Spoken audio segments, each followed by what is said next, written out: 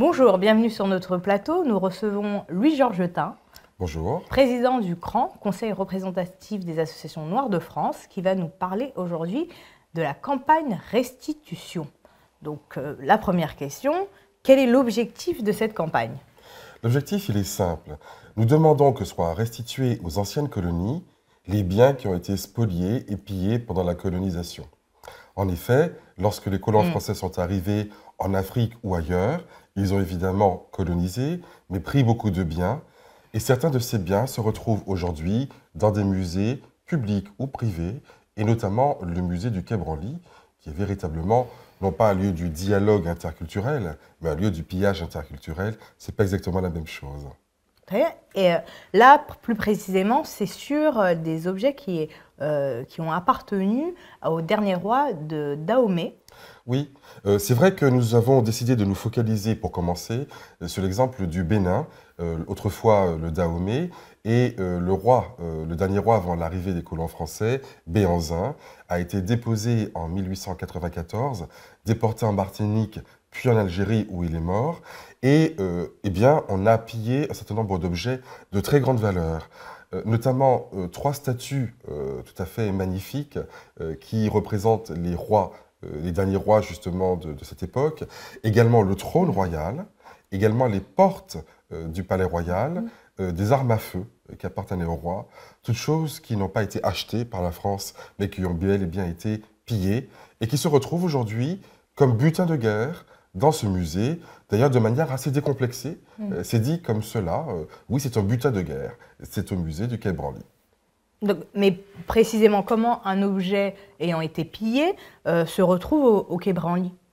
Tout simplement parce que le général Dodds, qui est le général qui a mené les armées françaises au combat, a accaparé ces objets, puis en arrivant en France, il les a légués au musée Trocadéro, et ensuite les choses qui étaient au Trocadéro ont été transférées au musée du Quai Branly lorsqu'il a été constitué par le président Chirac. Donc voici un peu la trajectoire de ces objets, et nous disons aujourd'hui, ces objets doivent vraiment retourner chez eux, et on commence avec le Bénin, mais il y a d'autres objets, bien sûr, qui doivent également retrouver le chemin de leurs origines. Des objets qui sont du patrimoine, véritablement, qui ont aussi une valeur spirituelle pour beaucoup d'entre eux. Et on peut se demander, enfin, quelle a été la réaction du gouvernement à cette campagne, parce que le Quai Branly est un musée national. C'est un musée national et ça veut dire aussi que les objets qui y sont font partie du patrimoine national, même si à mon avis ils font plutôt partie du patrimoine des pays en question. Mais officiellement, c'est le patrimoine français. Nous avons rencontré les deux ministres de tutelle, les ministères qui ont la tutelle sur le Quai Branly, à savoir la culture et l'enseignement supérieur. Et au fond, ces deux ministères nous disent la même chose et nous disent, écoutez, nous ne pensons pas qu'il y ait beaucoup de choses qui aient été pillées par les Français à l'époque de la colonisation. Bon, on peut en penser ce qu'on voudra, mais si jamais il y a des choses qui sont trouvées et que vous avez pu prouver qu'elles ont été volées à l'époque, eh bien, on devrait peut-être réfléchir à leur restitution. Il ne faudrait pas provoquer un clash diplomatique entre la France et des pays amis. Voilà ce qu'on nous dit en première approche. Et donc là, nous devons maintenant formuler la requête d'une manière juridique avec les ayants droit. Et c'est pour cela que nous avons déjà commencé à contacter les héritiers qui doivent formuler les choses vraiment. Donc nous avons publié dans Le Monde et aussi dans le grand quotidien béninois qu'est La Nation, un texte qui est un appel que j'ai co-signé avec le président Soglo, l'ancien président du Bénin, pour demander vraiment que ces objets soient restitués au pays d'origine. Et y a-t-il déjà eu un précédent? Oui, c'est pas du tout une première. Et on pense par exemple, à ce moment même, à la question des têtes maoris qui sont en train d'être restituées au Kanak. Je peux évoquer aussi le dé d'Alger, le sabre, plutôt son sceptre, qui avait été rendu par Jacques Chirac à l'Algérie il y a quelques années de cela. On peut évoquer par exemple l'obélisque d'Axoum qui a été restitué à l'Éthiopie, ou dans un autre genre, parce que là c'est pas un objet, c'est une dépouille mortuaire, la Vénus hottentote, dont le corps a été rendu à Mandela, justement, le président de l'Afrique du Sud à l'époque, c'était Mandela, et on connaît le film très émouvant, très fort, qui a été fait, Vénus Noire, sur justement la Vénus hottentote, son vrai nom, Sacha Baartman. Cette action fait partie de la campagne plus large sur les réparations. Comment s'y articule-t-elle? Y a-t-il d'autres actions? Est-elle au centre de cette campagne? Oui, il y a cette campagne réparation que nous avons lancée depuis 2 ans, puisque le CRAN est une association antiraciste et anticolonialiste, où nous disons que beaucoup de choses qui sont dans le Nord ont été faites avec l'argent du Sud ou avec les ressources du Sud ou ont été prises dans le Sud. Là, on voit très clairement, c'est le cas. Mais il n'y a pas que les objets matériels, même s'ils ont une force spirituelle, qu'il faille évoquer. Il y a aussi, par exemple, le cas d'Haïti.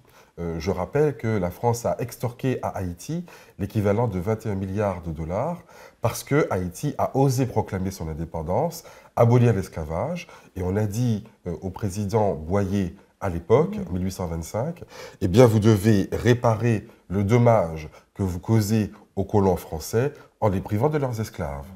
Ou alors nous allons vous attaquer à nouveau. C'est-à-dire que les victimes de crimes contre l'humanité ont dû payer des réparations à l'auteur du crime. Voilà, donc l'équivalent de 21 milliards de dollars que Haïti a dû payer en s'endettant de 1825 à 1946. Donc nous avons porté plainte pour que cette somme soit rendue au peuple haïtien. C'est également un exemple de restitution. Plus généralement, il faut comprendre que beaucoup des ressources minières, par exemple, le pétrole, l'uranium, le diamant, l'or, sont achetés à des prix peu équitables et que c'est ainsi que se sont construites les fortunes d'Europe. C'est ce que dit Fanon, par exemple, dans Les damnés de la Terre. Donc, je crois qu'il faut aujourd'hui payer le juste prix, payer les réparations lorsqu'elles s'imposent. Et, par exemple, les chefs d'État du CARICOM, en juillet dernier, à l'unanimité, ont pris position en faveur des réparations et ont demandé des réparations. On sait que le Royaume-Uni a payé des réparations au Kenya, l'Italie a payé des réparations à la Libye, quantité de pays ont payé des réparations. La France elle-même a reçu des réparations de l'Allemagne. En revanche, quand il s'agit de payer des réparations, la France est contre.